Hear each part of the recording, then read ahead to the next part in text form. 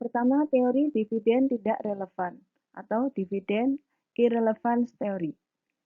Teori ini diajukan Modigliani and Miller berdasarkan asumsi yang tidak realistis, yaitu tidak ada biaya pajak dan biaya broker, sehingga tidak berpengaruh apakah memilih rasio pembayaran tinggi atau rendah.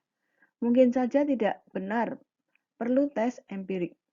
Implikasi kebijakan adalah apapun keputusannya, artinya seberapa besar rasio pembayaran dividen, investor menganggap sama saja. Pemegang saham atau investor menganggap sama. Tidak berbeda apakah laba akan ditahan ataukah akan dibagi sebagai dividen. Investor dapat menciptakan sendiri kebijakan dividen. Jika mereka membutuhkan kas, mereka dapat menjual sahamnya.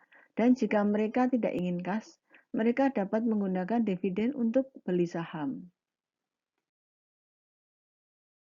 Berikut adalah asumsi-asumsi pendapat Modigliani and Miller.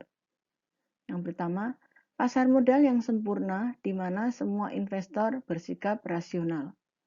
2.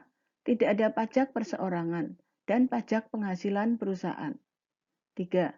Tidak ada biaya emisi atau flotation cost dan biaya transaksi. 4. Kebijakan dividen tidak berpengaruh terhadap biaya modal sendiri perusahaan. 5.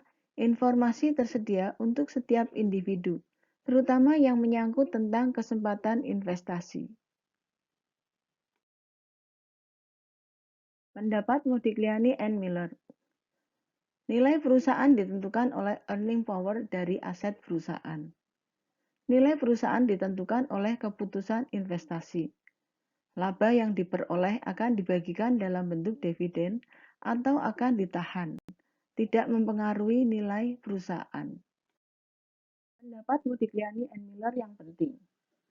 Pengaruh pembayaran dividen terhadap kemakmuran pemegang saham akan diimbangi dengan jumlah yang sama dengan cara pembelanjaan atau pemenuhan dana yang lain.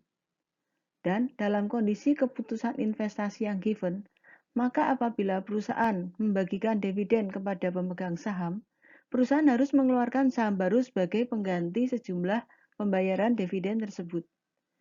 Kenaikan pendapatan dari pembayaran dividen akan diimbangi dengan penurunan harga saham sebagai akibat penjualan saham baru. Sedangkan laba yang diperoleh dibagikan sebagai dividen atau akan ditahan dalam bentuk laba ditahan tidak mempengaruhi kemakmuran pemegang saham.